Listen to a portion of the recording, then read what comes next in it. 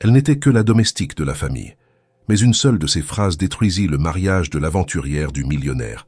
Camille Lefebvre avait 32 ans, mais son visage en reflétait 5 de plus. Non pas à cause des années, mais de la fatigue silencieuse qui s'accumulait dans les plis délicats de ses yeux noisettes. Chaque matin, elle descendait la rue Lamarck avant que le soleil ne se lève sur Paris. Elle montait discrètement les marches de la somptueuse demeure Delacroix à Montmartre et disparaissait aussitôt dans l'ombre dorée du service. Les Delacroix étaient l'une des familles les plus riches de la capitale. Étienne Delacroix, héritier d'un empire de finances, dirigeait ses affaires avec une discrétion exemplaire. À 50 ans, il cultivait l'image d'un homme raffiné, discret, presque en retrait du monde. Solène, sa nouvelle épouse, était tout son contraire. Âgée de 37 ans, ancienne mannequin et désormais mondaine redoutée, elle respirait l'ambition et la mise en scène. Mariée depuis un peu plus d'1 an, ils formaient un couple qui attirait les murmures et les flashs. Camille, elle, n'attirait rien du tout. Elle était celle qu'on ne voyait pas, celle dont on ne retenait pas le prénom. Elle savait pourtant tout. Elle connaissait les préférences d'Étienne pour le café corsé, sans sucre, pris seul dans la bibliothèque à 8 heures du matin. Elle connaissait les gestes impatients de Solène quand ses talons claquaient trop fort dans le couloir, signe qu'elle avait reçu une mauvaise nouvelle. Camille connaissait la maison mieux que quiconque. Chaque recoin, chaque silence, chaque mensonge camouflé sous les rideaux de velours. Elle n'était pas seulement efficace, elle était attentive. Une qualité rare, presque dérangeante. Elle ne se mêlait de rien, mais son regard captait ce que les autres oubliaient. Ce n'était pas de la curiosité, mais une forme d'instinct, un sens de l'observation affûté par des années à écouter sans être écouté. Depuis quelques semaines, quelque chose avait changé dans la maison. Solène semblait plus tendue, ses appels téléphoniques devenaient plus fréquents, plus nerveux. Elle sortait sans prévenir, revenait tard et parlait à voix basse derrière les portes. Étienne, lui, s'isolait davantage. Il n'était plus cet homme calme et maître de lui-même, mais une figure floue, fatiguée, presque absente. Camille ressentait l'imminence d'un déséquilibre, comme si un courant d'air glacial s'infiltrait entre les murs de marbre. Solène, pourtant toujours polie, faussement polie, avait cessé de s'adresser à elle autrement que par de simples gestes ou ordres secs. Étienne, de son côté, la remerciait mécaniquement, sans vraiment la voir. Mais Camille n'avait pas besoin d'être vue pour comprendre. Elle notait les regards échangés, les mots tus, les mouvements de Solène quand elle croyait être seule. Elle avait surpris des rires forcés, des silences trop longs au dîner, des absences de plus en plus fréquentes.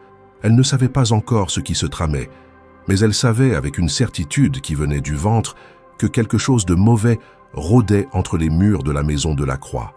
Elle continuait son travail sans un mot, nettoyant les surfaces, servant les plats, arrangeant les coussins et écoutant les silences. Le plus étrange était cette sensation sourde, presque intime, qu'elle ressentait en croisant le regard d'Étienne, comme si, sans le vouloir, elle cherchait à lui dire quelque chose qu'elle-même ne savait pas encore, et lui, peut-être, cherchait en elle un point fixe dans un monde qui lui échappait. Camille Lefebvre, invisible parmi les dorures, commençait à voir ce que personne ne voulait voir. Le vendredi soir, la maison Delacroix respirait une ambiance feutrée. Les lustres suspendus au plafond lançaient des reflets dorés sur les nappes blanches, parfaitement repassées, tandis que des rires étouffés montaient depuis la salle à manger. Camille évoluait entre les invités comme une ombre efficace, versant le vin, changeant les assiettes, ajustant discrètement un rideau tiré trop fort. Le dîner, bien que restreint, comptait tout de même des figures notables. Un ancien ministre, une galeriste renommée, un jeune prodige de la tech parisienne, tous soigneusement sélectionnés par Solène, dont l'œil mondain ne laissait rien au hasard. Ce genre de soirée n'intimidait plus Camille. Elle avait appris à reconnaître les sourires fabriqués, les phrases creuses dites pour impressionner, et les regards qui glissaient sur elle sans jamais s'y attarder. C'était dans cette indifférence qu'elle avait trouvé une forme de liberté, observer sans être observée. Pourtant, ce soir-là, quelque chose dévia légèrement du script habituel. Vers le milieu du repas, alors qu'elle s'apprêtait à apporter un nouveau plateau de fromage, Camille surprit un éclat de voix venant du petit salon adjacent. La porte n'était qu'entr'ouverte, et elle entendit distinctement la voix de Solène, plus tranchante qu'à l'ordinaire, teintée d'une impatience contenue. Elle parlait au téléphone. Camille ralentit instinctivement, attentive sans le vouloir vraiment. Elle ne cherchait pas à écouter, mais les mots s'imposèrent à elle, brutaux dans leur clarté. « Dès que j'aurai l'accès au compte suisse, il pourra disparaître, ça m'est égal. » Le plateau vacilla dans ses mains. Un verre de vin rouge glissa lentement, chuta et se brisa au sol dans un éclat discret mais tranchant. Camille se baissa aussitôt, ramassant les morceaux avec des gestes calmes, trop calmes. À l'intérieur, son cœur battait trop fort, comme si son corps comprenait mieux qu'elle la gravité de ce qu'elle venait d'entendre. Solène ouvrit la porte avec un calme étudié, le téléphone toujours en main, ses yeux glissant sur Camille comme une flèche indifférente. « Faites attention, Camille, ce tapis est ancien. » Puis elle disparut dans le couloir, reprenant sa conversation d'un ton bas, presque complice. Camille resta là un instant, agenouillée sur le sol, un morceau de verre encore entre les doigts, fixant la tache rouge qui s'était formée sur le tapis perçant. Elle se releva lentement, sans un mot, ramassa les débris dans un torchon et retourna à la cuisine. Elle ne parla à personne, pas même à l'autre employé de maison qui aidait aux cuisines ce soir-là. Le reste de la soirée se déroula dans une mécanique silencieuse, presque irréelle, comme si le monde avait soudainement perdu un degré de chaleur.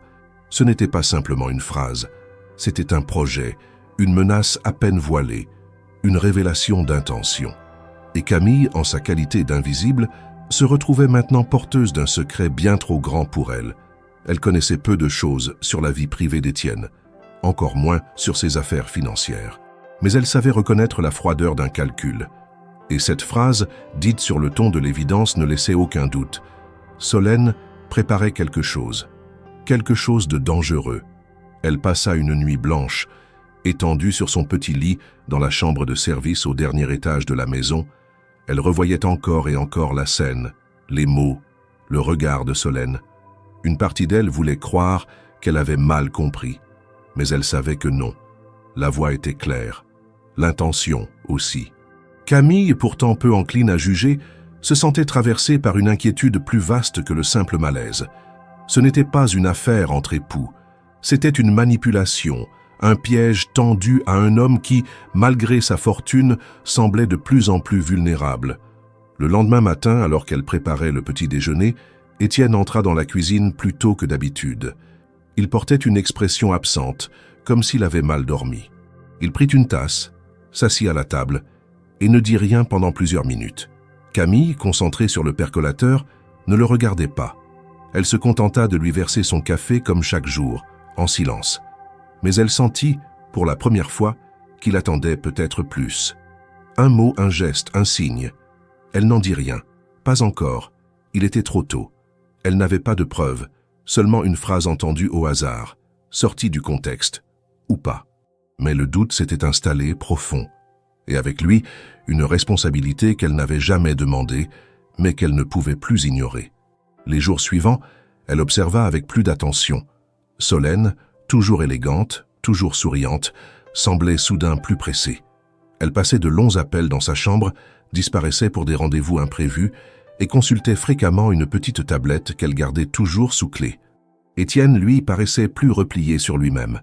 Il oubliait ses rendez-vous, laissait ses documents traîner et soupirait plus souvent, comme un homme usé par une fatigue ancienne.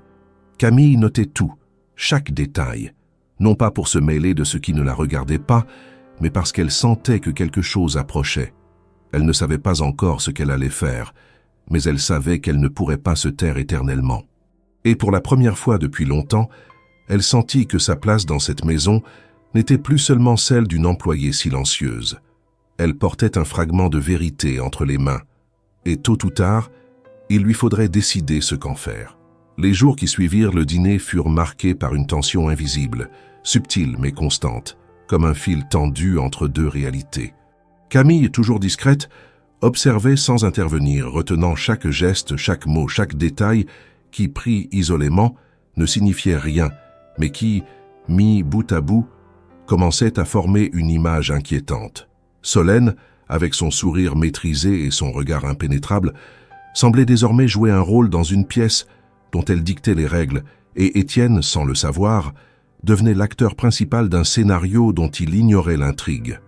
La première alerte concrète se produisit une matinée, alors que Camille nettoyait la bibliothèque, un lieu qu'Étienne affectionnait particulièrement. C'était un espace feutré, orné de bois sombre, de tapis épais et de rayonnages remplis de livres anciens.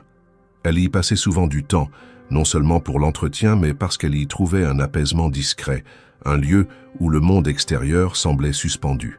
Ce jour-là, alors qu'elle époussetait le coin d'un secrétaire d'acajou, son regard fut attiré par une enveloppe entr'ouverte, laissée sous une pile de magazines financiers. Ce n'était pas dans les habitudes d'Étienne de laisser traîner ce type de document, surtout dans une pièce qu'il tenait pour sienne. La curiosité de Camille n'était pas celle d'une fouineuse, mais celle d'une femme lucide, confrontée à des signes qu'elle ne pouvait plus ignorer. Elle prit l'enveloppe, l'ouvrit délicatement et découvrit une copie de formulaire de transfert bancaire vers une banque en Suisse, datée de 2 semaines plus tôt. Le montant inscrit était colossal, une somme qu'aucun foyer ne déplacerait sans raison valable. Plus étrange encore, le document portait 2 signatures, dont l'une ressemblait fortement à celle d'Étienne, mais l'autre, plus fine, semblait imiter. Ce détail la frappa immédiatement. Elle reposa le document à l'identique, le cœur battant plus vite qu'à l'ordinaire. Les jours suivants révélèrent d'autres signes, tout aussi troublants. Camille surprit Solène dans le bureau en fin de soirée, prétendant chercher un stylo, alors que les tiroirs du secrétaire étaient entr'ouverts. Elle remarqua que certains dossiers changèrent de place, que des courriels étaient imprimés et laissés négligemment sur l'imprimante, comme si quelqu'un les utilisait à des fins de compilation. Les conversations entre Solène et Étienne prirent un tour différent. Elles devenaient plus insistantes, plus douces parfois, presque maternelles, et d'autres fois, elle usait de silences lourds, de regards blessés, d'allusions voilées à un manque de confiance, à un éloignement. Étienne, déstabilisé, semblait osciller entre culpabilité et confusion. Camille comprit alors qu'elle était en train d'assister à un lent travail de sape psychologique. Solène n'attaquait pas directement. Elle insinuait, plantait des doutes, cultivait le trouble comme on arrose une fleur vénéneuse. Elle jouait avec la mémoire d'Étienne, reformulait des faits récents, modifiait des détails dans ses récits quotidiens. Parfois, elle prétendait qu'il avait oublié un rendez-vous ou déformait une décision qu'il avait prise. L'effet était subtil, mais redoutablement efficace. Étienne se repliait sur lui-même, doutait de sa propre perception, perdait peu à peu l'assurance qui le caractérisait. Un soir, Camille entendit une conversation étouffée dans le salon. Solène parlait à un homme au téléphone. Elle n'eut que quelques mots, mais suffisants pour glacer le sang. Il commence à vaciller. « Donne-moi encore 15 jours. » 15 jours pourquoi? Elle ne le savait pas, mais cette échéance flottait désormais dans son esprit, comme une menace silencieuse. Elle vit également Solène feuilleter un dossier avec plusieurs relevés bancaires, accompagnés de notes écrites à la main. Elle agissait comme si tout lui appartenait déjà, comme si elle préparait un départ, ou un coup. Étienne, quant à lui, passait de longues heures dans son bureau, parfois à contempler le vide. Il parlait peu, ne posait pas de questions et acceptait les affirmations de Solène avec une résignation étrange. Camille, qui le croisait chaque matin dans la cuisine, sentait en lui une lassitude profonde, comme s'il avait renoncé à comprendre ce qui lui échappait. Un détail attira particulièrement l'attention de Camille. Solène avait changé les mots de passe de plusieurs appareils de la maison, sous prétexte de sécurité. Elle avait également demandé au jardinier de se rendre moins souvent, affirmant qu'elle préférait une maison plus calme. Plusieurs domestiques occasionnels furent remerciés sans explication. Camille comprit qu'elle était la dernière présence stable et qu'elle aussi pourrait être écartée si elle devenait un obstacle. Mais Solène ne semblait pas la considérer comme une menace. Elle la traitait avec cette condescendance distante, propre aux gens convaincus de leur supériorité. Camille utilisa cela à son avantage. Elle redoubla de discrétion, se fondant encore plus dans les recoins de la maison, tout en affinant ses observations. Elle savait désormais que quelque chose de grave se préparait et que Solène agissait avec une méthode froide, déterminée, presque clinique.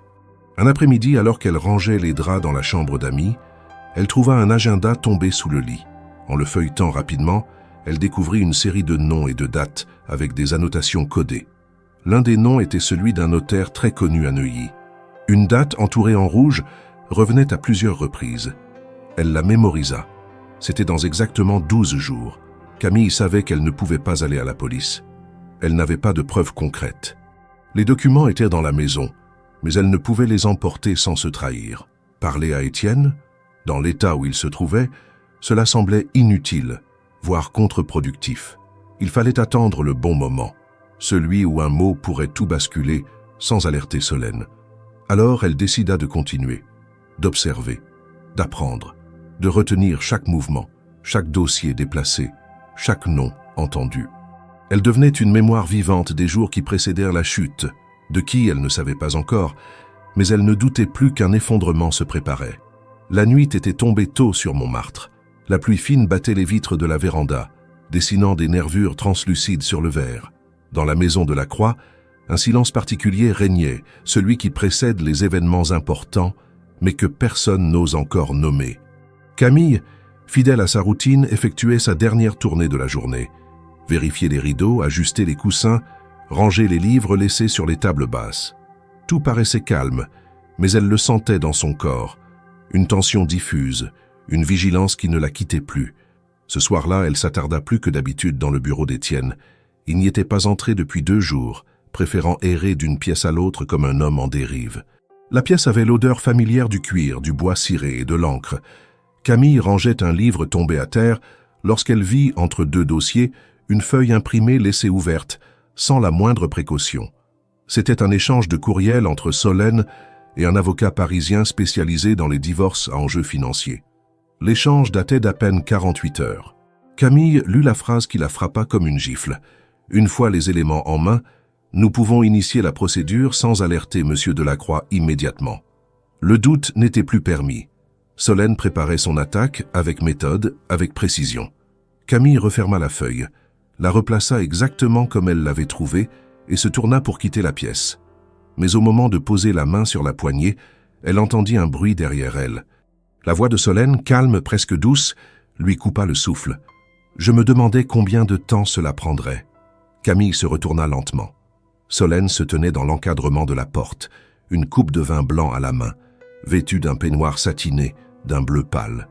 Ses cheveux relevés dégageaient son visage maquillé avec une précision glaciale. Elle ne souriait pas vraiment, mais ses lèvres esquissaient ce rictus poli qui, dans sa bouche, ressemblait à une morsure. « Vous êtes bien plus intelligente que je ne le pensais, Camille. Je me suis longtemps demandé ce que vous feriez, si vous compreniez. Vous avez cette façon étrange de tout voir sans jamais parler. C'est presque fascinant. » Camille ne répondit pas. Elle n'en voyait pas l'intérêt. Elle savait que cette scène allait arriver d'une façon ou d'une autre. Ce qu'elle ignorait, c'était le ton qu'adopterait Solène. Ni hystérique, ni brutal. Juste tranquille, calculé. Cela la rendait plus dangereuse encore. Solène entra dans la pièce, marcha lentement jusqu'au bureau et caressa du doigt la couverture d'un carnet. Elle parlait comme si elle discutait de la météo. « Il y a quelque chose que j'ai appris très tôt dans la vie, Camille. Les gens qui écoutent trop finissent toujours par entendre ce qu'ils n'auraient jamais dû savoir. Et ceux-là, on les élimine. Pas de manière dramatique, mais ils disparaissent. Ils changent de métier, de ville. Parfois, on ne les revoit plus. » Camille sentit un frisson froid remonter le long de sa colonne vertébrale. Ce n'était pas une menace criée. C'était une déclaration factuelle, presque administrative.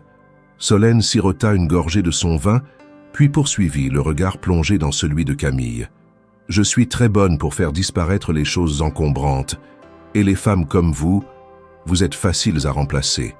Invisibles, silencieuses, sans défense. » La phrase frappa Camille avec une violence d'autant plus forte qu'elle était dite sans haine. C'était une certitude, pas une provocation. Solène s'approcha encore, réduisant la distance entre elles à quelques pas. « Ne vous méprenez pas, Camille. Je ne suis pas en colère. Je suis seulement fatigué d'avoir à gérer les détails, et vous devenez un détail trop visible. » Camille soutint le regard de Solène, sans flancher. Elle n'était pas une femme naïve. Elle avait grandi dans des environnements où le pouvoir s'exerçait souvent dans le silence et la peur, mais c'était la première fois qu'elle était directement menacée. Pourtant, elle ne baissa pas les yeux. Elle ne répondit pas non plus, car elle comprit à cet instant que Solène attendait une réaction, un mot, une justification, une peur. Et ce silence-là, ce silence choisi, était sa seule forme de résistance. Après un long instant, Solène haussa légèrement les épaules et recula d'un pas comme lassée de son propre discours. Elle déposa sa coupe vide sur le bureau et conclut « Je pense que nous nous sommes comprises ». Puis elle quitta la pièce, d'un pas lent, comme si rien ne s'était passé. Camille resta seule dans le bureau figée. La tension la quitta brutalement, et elle sentit ses genoux trembler. Elle s'assit sur le fauteuil de cuir, le souffle court. Elle venait de franchir un seuil invisible, celui où l'on n'est plus seulement témoin mais cible. Son existence même, jusque-là effacée, était devenue une menace pour quelqu'un comme Solène. Et cela ne pouvait signifier qu'une chose. Elle détenait désormais un pouvoir, même infime. Mais avec ce pouvoir venait une responsabilité. Elle passa la nuit à réfléchir. Partir maintenant serait la solution la plus simple. Elle pouvait trouver un autre emploi, recommencer ailleurs, oublier cette maison, cette histoire, ces gens. Mais partir signifierait aussi laisser Solène exécuter son plan. Abandonner Étienne à un sort dont il n'avait pas conscience. Et cela, Camille ne le pouvait pas. Pas après tout ce qu'elle avait vu, tout ce qu'elle avait compris. Pas après cette menace voilée. Le lendemain, elle se leva avant l'aube, prépara le café comme chaque jour, rangea la vaisselle, fit les lits. Mais cette fois, chaque geste avait un poids nouveau. Elle n'était plus simplement l'employée discrète. Elle était devenue une pièce sur l'échiquier. Et si Solène croyait qu'elle allait se contenter de disparaître, elle se trompait lourdement. Ce fut un dimanche gris et humide. Paris semblait s'être recroquevillé sous un manteau de brume, et même la lumière filtrant à travers les vitres de la maison de la Croix semblait fatiguée. Le silence régnait dans les couloirs, comme si les murs eux-mêmes retenaient leur souffle. Camille, levée dès l'aube, avait préparé le petit déjeuner comme à son habitude, mais l'ambiance dans la cuisine était différente. Étienne n'était pas descendu à l'heure habituelle. Pas de pas dans l'escalier, pas de froissement de journal, pas de tasse de café vide sur le rebord de la table. Seulement le bruit de la pluie contre la verrière et l'odeur persistante du café noir, devenu tiède. Elle aurait pu monter lui porter un plateau, comme elle l'avait parfois fait par le passé, mais quelque chose la retenait. Une intuition discrète, presque physique, que ce matin devait être laissé à lui-même. Et pourtant, il descendit, lentement.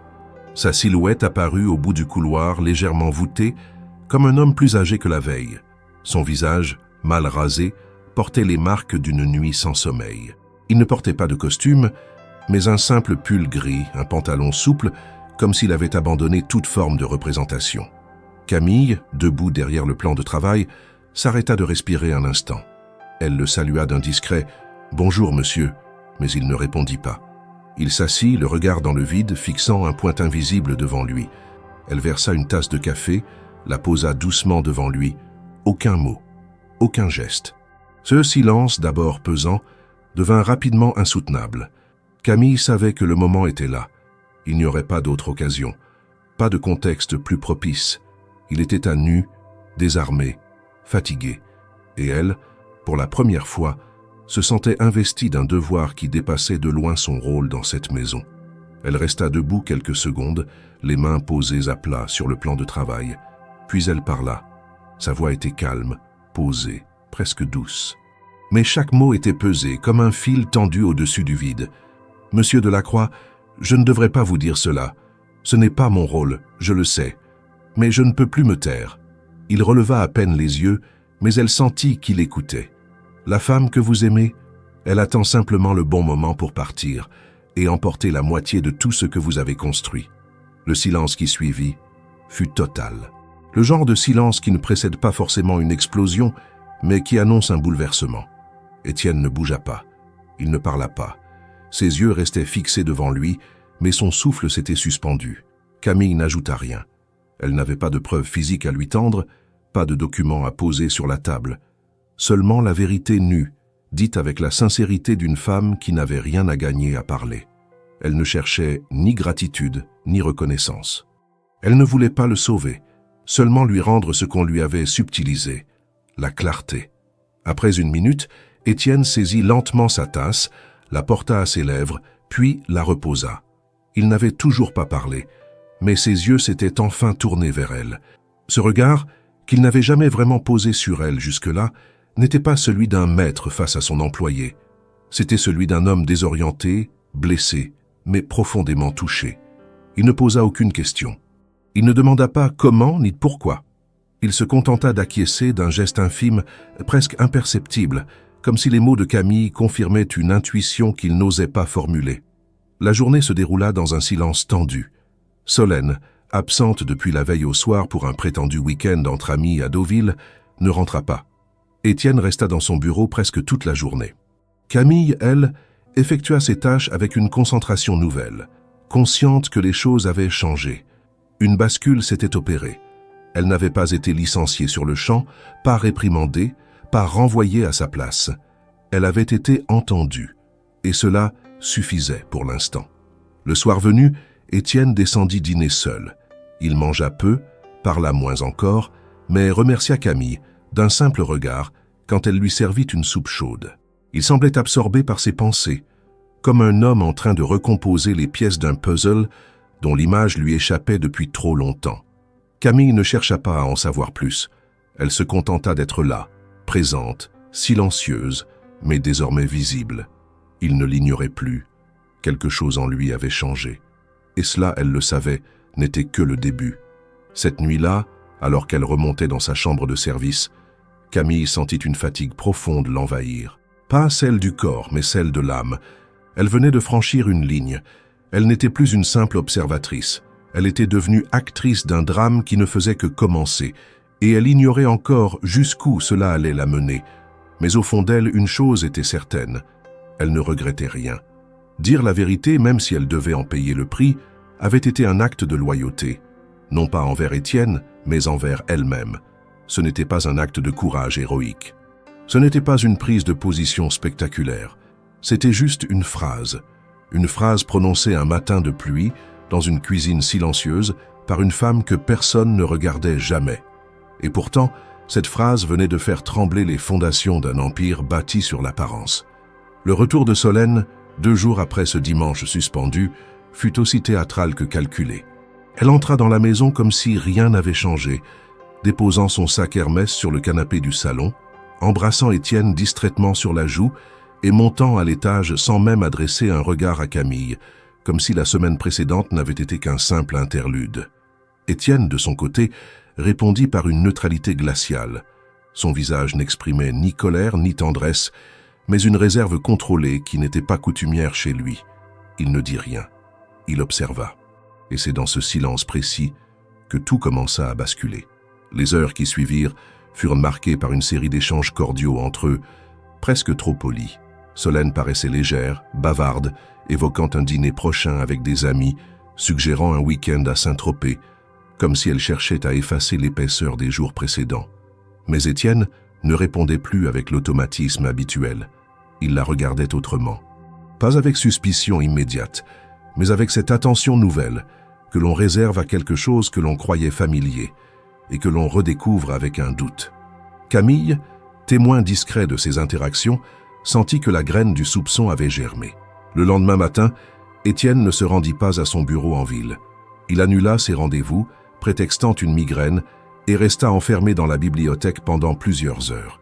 Camille, appelée pour apporter un plateau, le trouva plongé dans une pile de dossiers personnels, des relevés bancaires, des copies de contrats, des documents notariés. Il la remercia d'un signe de tête et elle comprit immédiatement qu'il ne fallait pas poser de questions. Il ne cherchait pas la compagnie, il cherchait la vérité. Au fil des jours, Étienne entreprit une série de vérifications discrètes. Il fit appel à un avocat de confiance sans passer par les canaux habituels. Il demanda des copies certifiées de plusieurs documents récemment signés, notamment ceux concernant le transfert de fonds vers l'étranger. Le notaire sollicité confirma que Solène avait introduit une signature supposée être la sienne sur des documents qu'il ne se rappelait pas avoir validés en sa présence.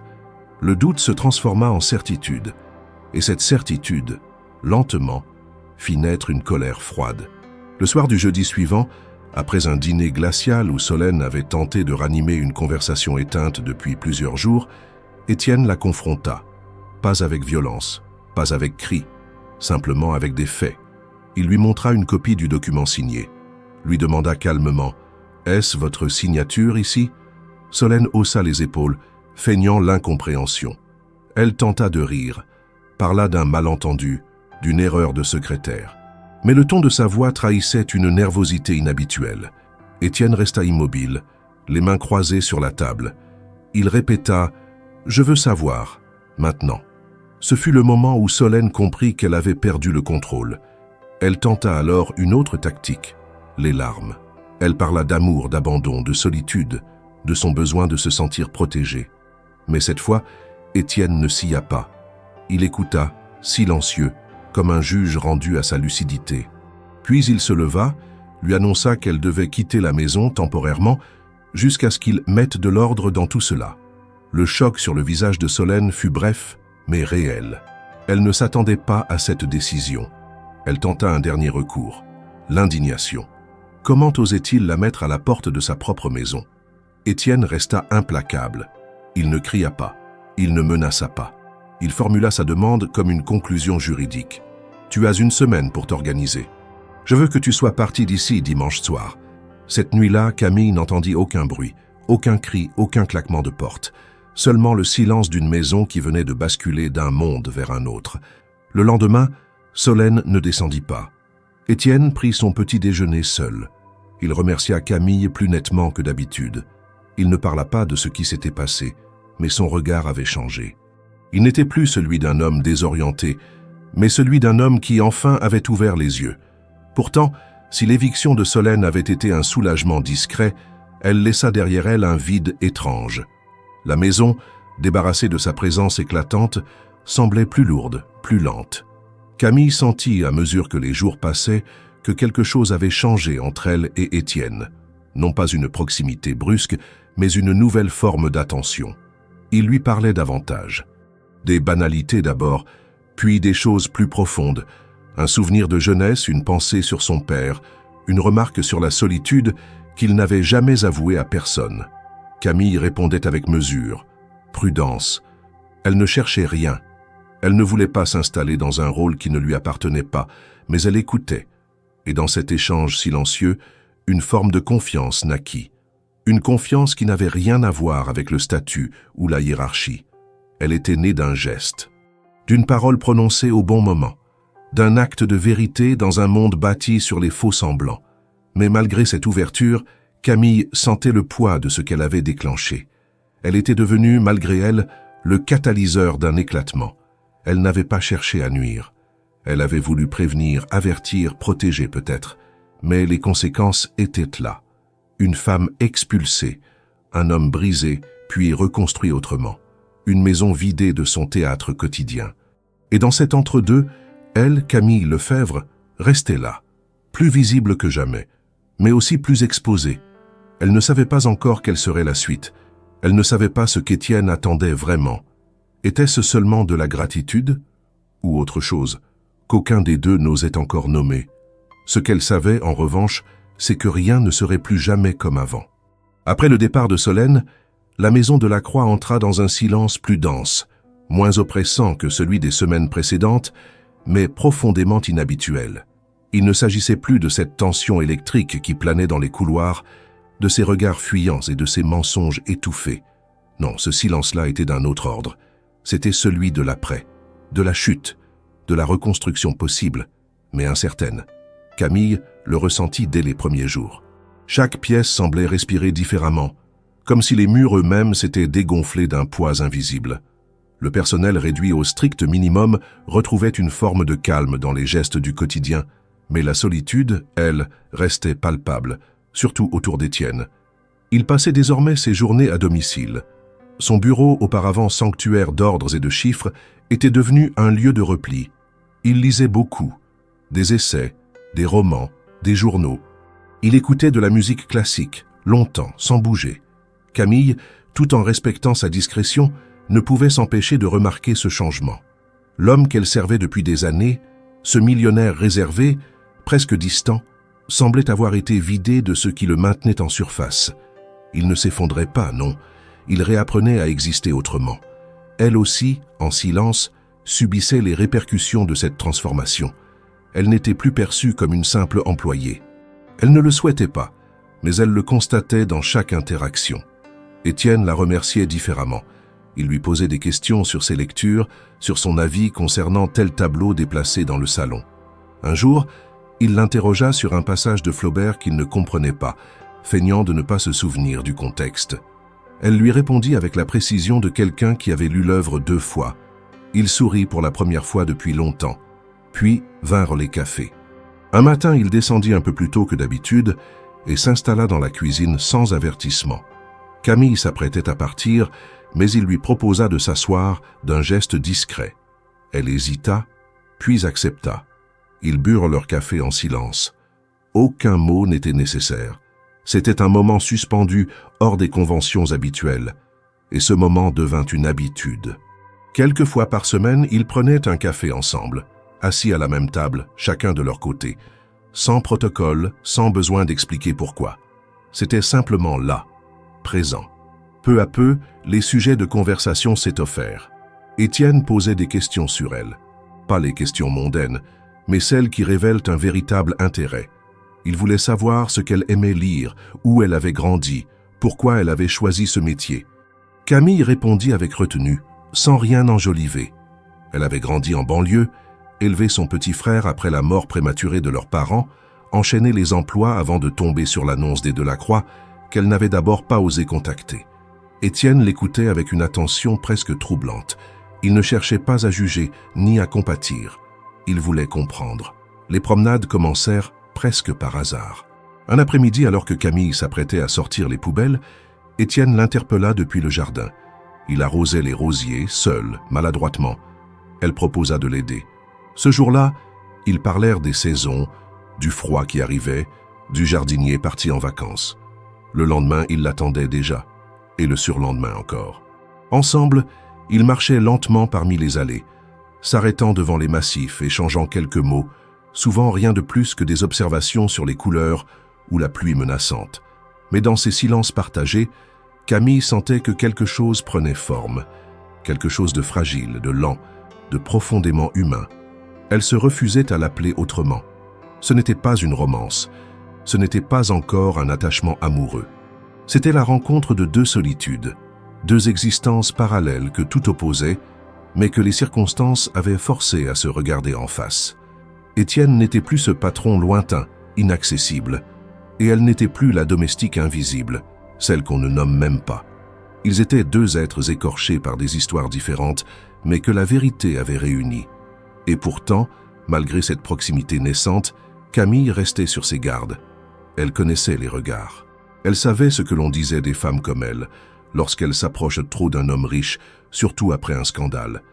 Elle refusait d'être cette caricature. Elle se tenait droite, digne, ne laissait rien transparaître. Pas même lorsque, un soir, après une promenade plus longue que d'habitude, Étienne lui offrit un roman, glissé dans une enveloppe avec une note pour la lectrice discrète. Elle le remercia d'un simple sourire, mais conserva le livre près de son lit. Leurs échanges restaient discrets, presque clandestins dans leur normalité. Le personnel, réduit à une cuisinière quelques jours par semaine et un chauffeur en intérim, ne posait pas de questions. Et personne, pas même les voisins, ne semblait remarquer le lien subtil qui se tissait entre eux. C'était un entre-deux délicat, un équilibre précaire entre le passé et ce qui pourrait advenir.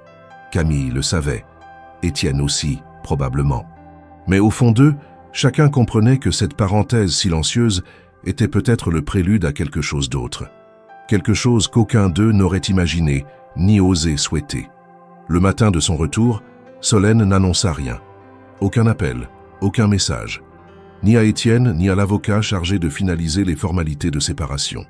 Elle se présenta tout simplement à la grille de la propriété, accompagnée d'un homme au costume sombre et à l'attitude sèche, qui portait une mallette comme un symbole d'autorité. Le gardien, surpris mais sans instruction particulière pour refuser l'entrée, les laissa passer. Camille les aperçut depuis l'une des fenêtres du rez-de-chaussée et comprit immédiatement que cette visite ne serait pas une simple tentative de conciliation. C'était une offensive. Étienne descendit quelques minutes plus tard, prévenu par le gardien. Il ne montra ni colère ni surprise. Son visage, désormais habitué à la retenue, conservait cette impassibilité calculée qu'il avait adoptée depuis les révélations. Il demanda à Camille de rester dans la cuisine et de ne recevoir aucun appel sur le téléphone fixe. Elle hocha la tête, puis observa à distance prudente l'échange tendu qui se déroulait dans le grand salon. Elle n'entendait pas les mots, mais les postures, les gestes, les regards suffisaient à raconter la scène. Solène, toujours vêtue avec soin, portait un tailleur crème et des talons fins. Elle avait choisi l'élégance du contrôle, celle qui masque les intentions derrière une façade irréprochable. Son avocat parla plus qu'elle. Il exposa des droits, compensations, arrangements financiers. Il parlait comme on lit un contrat, mais Étienne l'interrompit à plusieurs reprises, posant des questions précises, apportant des documents, confrontant les chiffres. Il ne s'agissait plus de suspicion. Il avait des preuves. Camille comprit, à mesure que les heures passaient, que le plan de Solène était tombé à l'eau. Étienne, prévoyant, avait bloqué plusieurs comptes, mis à l'écart les procureurs habituels de la famille, fait appel à un expert indépendant pour vérifier les opérations passées. Chaque mouvement suspect, chaque signature douteuse, chaque virement non autorisé avait été retracé. Solène, prise dans sa propre mécanique, tenta de justifier l'injustifiable. Elle parla de malentendus, de documents signés à la hâte, de conseils financiers mal interprétés. Mais face aux éléments posés noir sur blanc, ses paroles perdèrent de leur force. La confrontation dura toute la journée. Solène, d'abord offensive, devint peu à peu défensive, puis fatiguée. Elle ne s'attendait pas à une telle résistance. Elle croyait Étienne affaibli, encore prisonnier de cette dépendance émotionnelle qu'elle avait si bien entretenue. Mais il ne l'était plus. L'homme en face d'elle était calme, lucide, résolu. Elle tenta alors une dernière carte, le scandale. Camille, encore dans l'ombre, entendit sa voix monter dans le hall. Elle criait, accusait Étienne de manipulation, évoquait sa santé mentale, insinuait qu'il n'agissait plus de manière rationnelle. Elle se mit à pleurer, à supplier, à menacer de médiatiser leur divorce si ses exigences n'étaient pas respectées. Mais cette scène, pourtant intense, ne provoqua rien. Étienne l'écouta, immobile, puis lui tendit un dossier.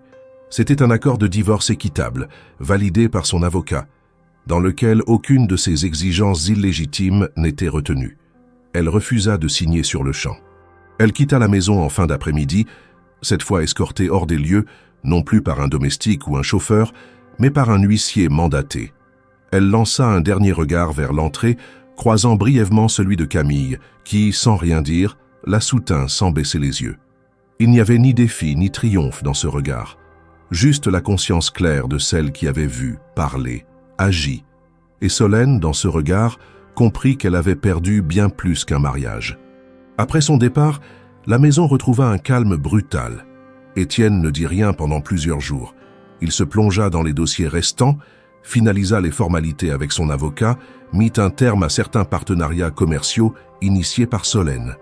Mais Camille sentit dès le lendemain que quelque chose s'était figé. Un poids nouveau s'était posé sur ses épaules, non pas par faute, mais par le simple fait d'avoir été au centre du basculement. Elle savait que son rôle était terminé. Elle avait fait ce qu'il fallait. Elle n'attendait rien. Et pourtant, rester n'avait plus le même sens. Elle se sentait trop présente, trop exposée. La maison n'était plus celle qu'elle avait connue. Les rapports avaient changé, les regards aussi. Et même si Étienne ne la traitait avec aucun excès, ni de familiarité ni de distance, elle percevait dans ses silences une forme d'interrogation à laquelle elle ne voulait pas répondre. Alors, elle prit une décision. Un matin, elle laissa une lettre sur son bureau. Une lettre simple où elle expliquait qu'elle préférait partir, que le moment était venu pour elle de tracer un autre chemin, loin de l'ombre de cette histoire. Elle remerciait pour la confiance, pour le respect, pour l'humanité dont il avait su faire preuve, même dans la tempête. Elle ne demandait rien, elle ne fuyait pas, elle partait librement. Étienne lut la lettre sans commenter. Il descendit, la trouva en train de préparer le dernier service du midi. Il s'approcha, la regarda droit dans les yeux et lui dit seulement « Reste ». Mais elle secoua doucement la tête. Il ne répéta pas. Il comprit. Il respecta. Et elle, sans un mot de plus, termina son travail, remit les clés et quitta la maison qu'elle connaissait dans ses moindres recoins sans se retourner. Ce départ fut plus dur que prévu. Pas parce qu'elle regrettait, mais parce qu'elle savait qu'il n'y aurait pas de retour en arrière. Elle avait franchi un pont invisible et ce pont n'existait plus derrière elle. Ce qu'elle avait vécu dans cette maison resterait inscrit dans sa mémoire comme une épreuve, mais aussi comme un éveil. Elle avait vu le vrai visage du pouvoir, de la manipulation, de la fragilité humaine, et surtout, elle avait découvert en elle une force dont elle ne se croyait pas capable. Mais il était temps d'écrire une autre page. Camille s'installa dans un appartement modeste, au cœur de Belleville, un quartier animé, populaire, loin du faste et du marbre de Montmartre. L'immeuble était ancien, les escaliers grinçaient, et les murs portèrent les marques du temps. Pourtant, elle y trouva une forme de paix. Son nouveau logement, petit 2 pièces mansardé sous les toits, n'avait rien de spectaculaire. Il donnait sur une cour intérieure où des enfants jouaient parfois et où les voisins se saluaient sans excès. C'était un endroit simple, ancré dans une réalité bien différente de celle qu'elle avait côtoyée pendant tant d'années. Elle trouva rapidement un nouvel emploi, cette fois chez une veuve septuagénaire, ancienne institutrice, à qui elle tenait compagnie et dont elle gérait le quotidien. La maison était plus petite, les gestes moins nombreux, les journées moins rythmées, mais cette lenteur lui convenait. Elle avait besoin de silence, de temps pour réfléchir, pour digérer ce qu'elle avait traversé. Les semaines passèrent ainsi, sans drame, sans nostalgie apparente, mais avec cette sensation permanente d'avoir laissé une partie d'elle-même derrière les murs de pierre d'une autre vie. Étienne ne la contacta pas au début. Elle s'attendait à ce silence. Ce n'était pas de l'indifférence, mais une forme de respect. Il avait compris que son départ n'était pas un caprice, ni un appel déguisé à l'attention. C'était une nécessité, et pourtant, quelque chose en elle restait suspendu.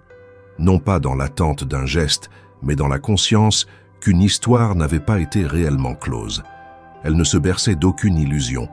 Elle savait qui elle était, d'où elle venait, ce que les gens pensaient quand une femme comme elle s'approchait d'un homme comme lui. Et elle ne voulait ni être cette femme-là, ni vivre sous le regard des autres. Les premières semaines, elle évita soigneusement tout ce qui pouvait la ramener à lui. Elle ne passait plus près de Montmartre, ne lisait pas les journaux économiques, ne consultait plus les rubriques mondaines. Mais malgré elle, l'image d'Étienne revenait par vagues. Ce n'étaient pas les scènes spectaculaires qui l'obsédaient, mais les détails minuscules.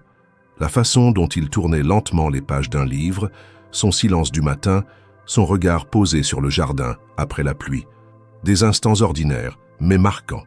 Ce genre de souvenirs qui s'inscrivent sans qu'on les choisisse. Un jeudi d'octobre, alors qu'elle sortait d'une épicerie, elle crut l'apercevoir de l'autre côté de la rue. Une silhouette familière debout sous un réverbère, le col relevé, observant les passants. Son cœur se serra, mais quand elle cligna des yeux, il n'était plus là. Peut-être n'était-ce qu'une projection, une illusion née du manque ou du désir de savoir. Mais 2 jours plus tard, elle le vit vraiment. Cette fois, il n'y avait pas de doute. Il était assis seul à la terrasse d'un café à quelques pas de chez elle, un journal plié devant lui, une tasse vide. Il ne semblait pas l'avoir vue. Elle passa de l'autre côté de la rue sans s'arrêter, mais cette apparition réveilla en elle une certitude. Étienne venait à Belleville, discrètement, sans escorte, sans voiture noire, sans l'arrogance de son monde. Il venait marcher dans ses rues, s'asseoir sur ses bancs, prendre un café là où les gens ne le connaissaient pas. Il ne cherchait pas à la surprendre, elle en était sûre. Il voulait simplement être là, dans son monde à elle, comprendre quelque chose de ce qu'elle était, de ce qu'elle vivait. Cette présence distante, respectueuse, toucha Camille plus qu'un appel ou une lettre. Il ne la poursuivait pas. Il ne la réclamait pas. Il cherchait à la rejoindre autrement, à sa manière silencieuse et concrète. Les jours suivants, elle le croisa plusieurs fois. Jamais par hasard, mais toujours à distance. Il entrait dans une librairie, flânait au marché, s'arrêtait près du parc. Un matin, elle le vit acheter un pain dans la boulangerie au coin de sa rue. Il portait des vêtements simples, marchait sans précipitation, comme s'il voulait s'effacer dans la foule. Et chaque fois, elle ressentait une émotion mêlée de surprise, de tendresse et d'appréhension. Un soir, en rentrant, elle trouva dans sa boîte aux lettres un petit paquet sans nom. Aucune signature, aucune note. À l'intérieur, un exemplaire ancien d'un livre de Marguerite Duras qu'elle avait mentionné lors d'un de leurs cafés dans la cuisine. C'était une édition rare, en parfait état. Elle comprit immédiatement d'où cela venait, mais elle ne répondit pas. Pas encore. Elle se rendit à la bibliothèque municipale, comme elle le faisait parfois, pour y retrouver un peu de solitude parmi les livres. Là, elle consulta discrètement les journaux.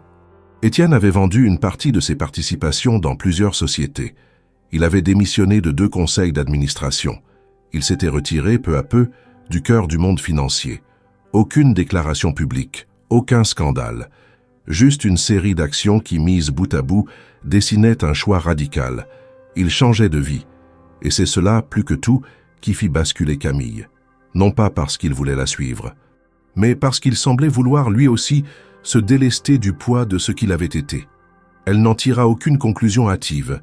Elle ne se précipita pas. Mais une pensée s'installa lentement en elle. Peut-être n'était-il plus aussi éloigné qu'avant. Peut-être que deux mondes différents pouvaient, parfois, cesser de se regarder avec crainte et apprendre à marcher côte à côte. Ce n'était pas encore le moment de le retrouver. Mais ce n'était plus le temps de fuir. Camille, en refermant le livre de Duras, sut que la page suivante était proche. L'automne avançait sur Paris. Les feuilles jaunies s'entassaient sur les trottoirs et les vents plus secs apportaient avec eux cette lumière pâle, propre aux fins d'octobre. Dans la maison de la Croix, désormais débarrassée de l'agitation mondaine, le calme s'était installé définitivement. Étienne vivait seul dans l'immense bâtisse. Il avait réduit au minimum les services. Un jardinier quelques jours par mois, une entreprise de ménage ponctuelle, un traiteur discret pour les semaines où il n'avait pas la force de cuisiner. La bibliothèque, autrefois pièce figée, s'était transformée en refuge. Il y passait des heures, lisant, annotant, contemplant parfois sans rien faire. C'est dans ce contexte de solitude assumée qu'il entreprit un rangement en profondeur. Non pas par nécessité, mais par envie de comprendre ce qu'il restait de sa vie passée. Il triait ses papiers, classait ses archives personnelles, vidait tiroirs et étagères. C'était un travail lent, méthodique, comme une manière de se débarrasser de tout ce qui n'avait plus de sens. Un matin, alors qu'il s'attaquait à une pile de vieux livres dans un meuble de coin, il retrouva un exemplaire d'un roman de Stendhal qu'il n'avait pas ouvert depuis des mois. Le livre était légèrement gondolé, comme s'il avait pris l'humidité, et en l'ouvrant, une feuille pliée s'en échappa. Il la ramassa sans y prêter attention d'abord, pensant à une vieille note de lecture ou un marque-page oublié. Mais à la première ligne, son regard s'arrêta. Il reconnut l'écriture, l'élégance discrète des lettres, la régularité presque scolaire des mots. C'était Camille. Sa main, instinctivement, se referma sur la feuille. Il s'assit, déplia le papier lentement, avec une concentration totale. Le silence dans la pièce s'épaissit, comme si le monde avait ralenti autour de lui. La lettre n'était pas longue. Elle n'était pas destinée à être lue. Elle n'avait jamais été remise. Elle débutait par des remerciements sobres, presque formels mais justes. Camille y exprimait sa reconnaissance pour la confiance qu'on lui avait accordée, pour le respect reçu, pour les silences partagés. Puis elle avouait, d'une plume retenue, qu'elle avait, malgré elle, ressenti quelque chose qu'elle n'aurait pas dû. Elle n'employait pas de mots romantiques, elle ne parlait pas d'amour, mais chaque ligne respirait une émotion tenue, un attachement né dans la discrétion, dans les gestes du quotidien, dans le regard porté sans attente. Elle concluait en affirmant que ce sentiment n'avait jamais eu pour but de troubler ni de séduire. Il s'agissait simplement d'un état, une vérité intérieure qu'elle avait choisi de garder pour elle. Étienne relut la lettre plusieurs fois. Chaque mot semblait trouver en lui un écho qu'il n'avait pas osé écouter jusque-là. Ce qu'il avait cru être du respect, de la loyauté, s'était enrichi d'une dimension plus profonde, que Camille avait soigneusement dissimulée, peut-être même à elle-même. Et soudain, les souvenirs des derniers mois reprirent une clarté nouvelle. Les cafés du matin, les promenades silencieuses, les regards échangés dans le jardin, tout ce qui, sur le moment, avait semblé anodin, résonnait maintenant comme une tentative contenue de présence, de lien, d'affection peut-être. Il resta de longues minutes immobile, la lettre à la main. Ce n'était pas une déclaration, ce n'était pas un appel, mais cela suffisait à bouleverser l'équilibre fragile qu'il avait construit depuis son départ. Elle n'était pas partie pour fuir. Elle était partie par lucidité, par pudeur, par respect. Et cette lettre oubliée, cachée dans les pages d'un roman, devenait le fil d'Ariane qu'il n'attendait plus. Ce soir-là, il ne dormit pas. Il resta dans la bibliothèque, relisant la lettre, entouré des livres qu'elle avait tant lus elle aussi. Il revit chaque moment, chaque inflexion de voix, chaque silence. Et au petit matin, une décision s'imposa à lui. Il ne pouvait plus faire semblant. Il ne pouvait plus errer dans les rues de Belleville comme un fantôme espérant croiser un reflet du passé. Il ne voulait pas forcer les choses, ni bousculer son monde. Mais il voulait lui parler, lui dire qu'il avait compris, qu'il avait lu, qu'il l'avait lu. Il savait où elle vivait. Il n'y avait jamais mis les pieds. Il l'avait respectée jusque-là. Mais maintenant, cela ne relevait plus de la simple curiosité. C'était devenu une nécessité. Il ne savait pas ce qu'elle dirait. Il ne savait pas si elle l'accueillerait. Mais il n'avait plus peur, ni d'elle, ni de ce qu'il ressentait. Il n'y avait plus de jeu d'apparence, plus de rôle à jouer. Il n'était plus le mari trompé, ni l'homme d'affaires tout-puissant. Il était seulement un homme qui avait été vu, écouté, compris, et qui voulait, à son tour, offrir la même chose. Avant de partir, il glissa la lettre dans le livre de Stendhal, le referma et le plaça dans un sac. Il prit un manteau simple, enfila des chaussures qu'il n'avait plus portées depuis des années et quitta la maison sans prévenir personne. Il ne voulait pas être accompagné, il ne voulait pas d'intermédiaire. Il voulait lui remettre ce livre, non pour la convaincre, mais pour l'honorer. Camille, à cet instant, ne savait rien encore de ce qui approchait. Elle préparait un thé, comme chaque fin d'après-midi, lisait quelques lignes d'un roman posé sur la table de la cuisine, inconsciente du fait que le passé qu'elle croyait avoir rangé dans un coin discret de sa mémoire venait d'être réactivé par une simple feuille de papier, restée trop longtemps cachée entre les pages d'un livre oublié. Le ciel de Belleville s'était obscurci dès la fin de l'après-midi. Des nuages lourds s'étaient rassemblés au-dessus des toits gris, annonçant une pluie dense et froide. Camille, comme à son habitude, terminait sa journée par une visite à l'épicerie du coin. Elle portait un imperméable beige et tenait son sac en bandoulière contre son flanc. Le trottoir était glissant, la lumière des lampadaires se réfractait dans les flaques. Il était près de 19 heures lorsque les premières gouttes tombèrent, d'abord fines, puis plus lourdes, dessinant des rigoles sur les pavés.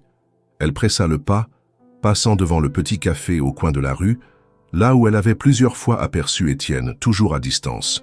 Mais ce soir-là, elle ne s'attendait à rien. La journée avait été longue, rythmée par des tâches simples et un silence intérieur qu'elle n'avait pas encore réussi à apprivoiser. Elle pensait à son frère, à sa solitude assumée, à cette vie qu'elle avait reconstruite avec soin pierre après pierre, en dehors de tout éclat. Et pourtant, lorsqu'elle arriva au croisement du boulevard, elle s'arrêta net. Sous la pluie, debout près de l'abribus, Étienne l'attendait. Il ne portait pas de parapluie. Son manteau était trempé, ses cheveux plaqués sur le front. Il tenait un livre contre lui, protégé par une pochette en cuir. Lorsqu'elle le vit, son cœur se serra, mais elle ne bougea pas. Elle resta figée, incapable de décider si elle devait avancer ou reculer. Lui, en revanche, s'approcha, lentement, sans hâte, comme s'il savait que chaque pas devait être mesuré. Arrivé à sa hauteur, il ne parla pas tout de suite. Il la regarda, simplement, profondément, comme s'il cherchait à vérifier qu'elle était bien réelle. Là, devant lui, dans cette rue où il avait tant marché seul. Puis, d'une voix plus basse qu'elle ne se souvenait, il dit « Tu avais glissé une lettre dans un livre que je n'avais pas ouvert depuis longtemps. » Camille ne répondit pas. Elle sentit son souffle se couper une seconde. Elle savait exactement de quelle lettre il parlait, bien qu'elle ne l'ait jamais laissé volontairement pour être lue. Ce papier, écrit dans un moment de vérité silencieuse, n'était pas destiné à lui parvenir. Et pourtant, il l'avait lu. Elle n'était pas sûre de vouloir en entendre davantage. Mais il continua toujours sous la pluie, les passants contournant leur rencontre comme on contourne une scène trop intime pour être regardée. Tu disais que tu avais ressenti quelque chose que tu ne devais pas. Mais moi, Camille, c'est ce silence-là qui m'a permis de respirer. Il sortit alors le livre de la pochette, l'édition ancienne, marquée par le temps, avec le papier fin légèrement jauni. Il le lui tendit. « Je ne veux rien te demander. Je ne veux pas t'imposer ma présence. Je veux juste que tu saches que ce que j'ai compris de toi, personne ne me l'avait jamais montré. Pas dans le luxe, pas dans les dîners, pas dans mes années à fuir les vérités simples. » Camille prit le livre sans un mot. Ses doigts effleurèrent les siens. Le contact fut bref, mais intense. Elle baissa les yeux, respira lentement, puis releva la tête. Pourquoi venir maintenant? La question n'était pas une accusation. C'était une demande sincère. Étienne l'a compris ainsi. Parce que j'ai passé trop de temps à me taire, à faire comme si les choses n'avaient pas de poids. Et parce que ton absence m'a appris que certains silences valent 1000 mots. Mais qu'il faut parfois en prononcer au moins un.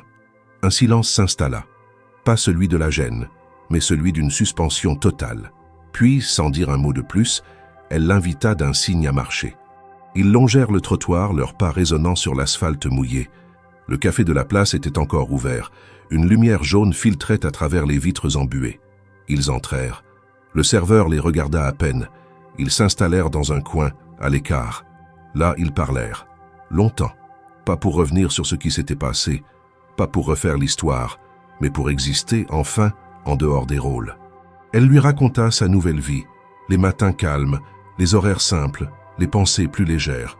Il lui parla de ses choix récents, de la vente de ses parts, de ce qu'il avait découvert en sortant de son monde. Aucun mot ne fut précipité. Aucun aveu ne chercha à bouleverser l'autre. Ce fut une conversation entre deux adultes qui s'étaient retrouvés sans promesse, sans théâtre.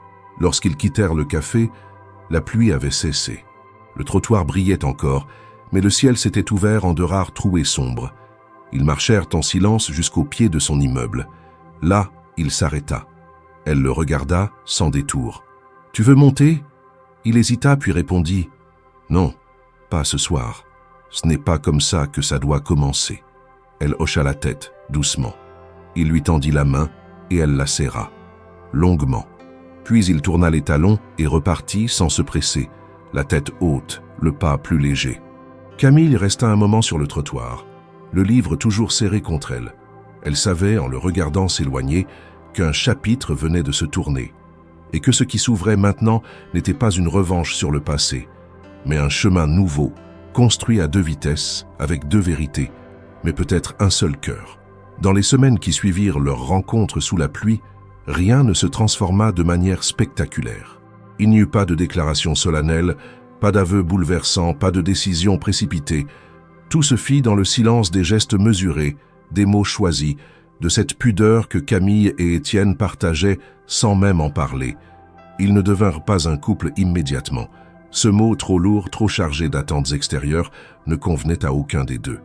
Ce qu'ils construisaient ressemblait davantage à un pont discret jeté entre deux mondes restés trop longtemps étrangers l'un à l'autre. Ils commencèrent par se voir à intervalles réguliers, dans des lieux sans artifice. Des cafés de quartier, des marchés du samedi matin, des librairies indépendantes. Étienne s'effaçait dans la foule avec une aisance qu'il n'avait jamais connue. Il apprenait à exister en dehors du regard social, en dehors du contrôle. Il observait les gens avec une curiosité neuve, sans supériorité, sans méfiance. Camille, de son côté, n'adaptait pas sa vie à sa présence. Elle continuait à travailler chez Madame Lemoine, lisait le soir, cuisinait pour elle-même avec simplicité. Elle ne modifiait rien pour lui plaire, ne cherchait pas à combler un vide. Elle vivait tout simplement. C'est peut-être cela qui plaisait à Étienne. Qu'elle ne le traite pas comme un homme fragile ou exceptionnel, mais comme quelqu'un de réel, faillible, humain. Un jour, alors qu'il déambulait le long du canal Saint-Martin, elle lui dit, presque à voix basse, « Tu n'as pas besoin de me prouver que tu as changé. Je le vois. » Cette phrase, prononcée sans emphase, fut l'un des rares moments où il perdit ses mots. Il la regarda longuement, comme si cette reconnaissance discrète valait plus que tous les discours. Leur proximité se renforça ainsi, lentement au rythme des saisons. L'hiver arriva, froid mais sec, et avec lui, une nouvelle habitude s'installa. Étienne venait parfois dîner chez Camille, sans faste, sans apparat. Il apportait du vin, elle préparait un plat simple. Ils écoutèrent de la musique, parlant de livres, de films, de souvenirs. Ils riaient parfois, en silence souvent. Aucun d'eux ne cherchait à dominer l'espace. Il n'y avait pas de jeu de pouvoir, juste une cohabitation douce entre deux solitudes qui avaient décidé de se reconnaître. Camille, cependant, restait prudente. Elle savait ce que signifiait pour le monde qu'un homme comme Étienne s'attache à une femme comme elle. Elle avait vu trop souvent les regards se charger de sous-entendus, les langues prêtes à déformer la vérité. Elle ne voulait pas être le sujet de conversation des anciens amis de Solène ou des chroniqueurs mondains. Elle avait trop lutté pour exister sans devoir se justifier. Alors elle mit des limites. Pas de photos, pas d'apparitions publiques, pas de gestes équivoques dans les lieux où elle pouvait être reconnue. Étienne accepta cela sans discuter. Il comprenait. Il avait vu, lui aussi, ce que la société faisait des femmes qui n'entraînent pas dans les cases. Il ne voulait pas l'exposer. Il ne voulait pas la forcer. Il voulait qu'elle vienne à lui par choix, non par pression. Ce respect fut peut-être la plus belle preuve de ce qu'il ressentait. Il n'exigeait rien. Il proposait. Il attendait. Un soir, ils parlèrent enfin de Solène, non pour remuer le passé, mais pour le refermer définitivement. Camille lui demanda s'il regrettait. Il répondit simplement « J'ai regretté de ne pas t'avoir vu plus tôt ». Elle ne réagit pas, mais au fond d'elle, ces mots résonnèrent plus fort que tout. Elle comprenait maintenant qu'il n'avait jamais été question d'un sauvetage, mais d'une rencontre manquée qui avait fini par se produire. Ils passèrent les fêtes séparément. Camille rendit visite à son frère en province, Étienne resta à Paris. Ils échangèrent des messages sobres, quelques appels. Ce détachement ponctuel renforça ce qui se construisait entre eux. Ils n'étaient pas liés par l'urgence ou la peur de perdre l'autre, mais par une volonté commune d'avancer sans brusquer le temps. Au mois de janvier, Étienne lui proposa une chose inattendue. Il lui montra une maison en dehors de Paris, dans une commune discrète à l'orée d'un bois. Rien de luxueux, mais élégante, fonctionnelle, lumineuse. Il ne lui demanda pas d'y vivre avec lui. Il lui dit seulement « J'ai besoin de recommencer quelque part. Pas seul, mais pas à deux non plus. Juste, quelque part où je peux te savoir proche, si tu le veux. » Camille visita la maison. Elle sentit l'air froid lui caresser le visage, le bois craquer sous ses pieds. La lumière traversait les grandes fenêtres. Elle ne répondit pas immédiatement. Mais ce soir-là, en rentrant chez elle, elle posa la main sur le roman qu'il lui avait rendu et comprit que la réponse était déjà là. Ce qu'ils bâtissaient ensemble n'était pas une histoire d'amour ordinaire. Il n'y avait pas de promesses, pas de bagues, pas de serment. Il y avait un chemin, un pas après l'autre. Des gestes qui avaient du sens, des silences partagés sans peur, une confiance née du chaos. Et cela, pour Camille, valait infiniment plus que les récits trop parfaits. Le printemps s'était installé doucement autour de Paris, apportant avec lui une lumière plus claire et une chaleur timide. Camille vivait désormais dans une petite maison en pierre, située à quelques kilomètres de la capitale. Ce n'était pas une villa de luxe, ni une résidence secondaire tapageuse. C'était un lieu à son image, simple, fonctionnel, entouré d'un jardin où elle cultivait quelques herbes, des fleurs et des légumes. Elle y avait emménagé après plusieurs mois de transition, non comme l'épouse d'Étienne, ni comme une protégée, mais comme sa partenaire. Ils vivaient proches, mais dans deux maisons séparées. Il avait respecté son rythme, ses choix, ses besoins, et elle, peu à peu, avait ouvert la porte à une vie qu'elle n'avait jamais envisagée comme possible. Ils se voyaient presque tous les jours, parfois seulement quelques heures, parfois le temps d'un dîner, d'un café, d'une promenade. Aucun des deux ne parlait d'engagement, de futur codifié, de statut à revendiquer. Ils vivaient dans une forme d'accord silencieux, fondé sur l'honnêteté, la présence, la loyauté mutuelle. Étienne avait quitté le monde des affaires. Il avait vendu la majorité de ses parts, s'était retiré des conseils où il siégeait encore, et refusait désormais toute invitation mondaine. Il ne donnait plus d'interviews, ne participait plus aux dîners de prestige. Ce choix, largement incompris dans les cercles qu'il fréquentait auparavant, avait fait l'objet de quelques articles dans la presse, toujours teintés de suspicion. Les médias ne savaient pas où le placer, l'ancien homme d'affaires devenu fantôme, le veuf silencieux d'un mariage scandaleux, ou pire, le millionnaire tombé sous le charme d'une ancienne domestique. Certains osèrent l'insinuer, d'autres le laissèrent entendre à demi-mot. Mais ni lui ni Camille ne répondirent. Ils ne corrigeaient pas, ne s'expliquaient pas. Ils laissaient parler, parce qu'ils savaient que ceux qui jugent sans comprendre n'ont jamais su ce qu'était l'essentiel. Ce qui les unissait n'était pas une histoire de revanche. Ce n'était pas non plus un conte romantique de classe sociale surmontée. C'était la rencontre de deux existences marquées par la solitude, le devoir, l'observation constante du monde, sans y participer pleinement. Camille n'avait jamais voulu être autre chose que ce qu'elle était. Même aujourd'hui, elle refusait toute forme de luxe inutile. Elle continuait à vivre sobrement, à travailler, mais différemment. Avec Étienne, elle avait développé un projet auquel elle croyait profondément. Une structure d'aide et de soutien aux femmes travaillant dans le service domestique. Ce projet, né d'une conversation banale autour d'un café, avait pris de l'ampleur. Ensemble, ils avaient fondé une association qui proposait des ateliers de formation, des cours de droit du travail, des groupes de parole, mais aussi un fonds d'aide d'urgence pour celles qui se retrouvaient sans ressources après des situations d'abus ou de licenciement brutal. Camille en était le visage discret. Elle ne voulait pas de projecteur, pas de discours. Elle parlait aux femmes, les écoutait, les orientait. Étienne gérait la structure, les finances, les partenariats. C'était un travail à deux, fondé sur une conviction commune, que les invisibles méritaient d'être vus. La maison qu'ils avaient choisie pour le siège de l'association était située à mi-chemin entre leurs deux domiciles. Un lieu clair, calme, avec un jardin accessible, des salles fonctionnelles. Chaque jeudi, Camille y passait la journée entière. Elle préparait les salles, accueillait les nouvelles venues, partageait ses connaissances, parfois même son histoire. Pas avec détail ni grandiloquence, mais avec cette honnêteté tranquille qui était devenue sa marque. Elle disait simplement « J'ai vu ce que certaines femmes peuvent faire pour prendre ce qui ne leur appartient pas, et j'ai appris que dire la vérité peut coûter cher mais qu'on s'en relève. » Certaines l'écoutaient avec admiration, d'autres avec scepticisme, mais toutes sentaient qu'elle parlait sans chercher à se valoriser. Elle ne vendait pas une image, elle partageait un parcours.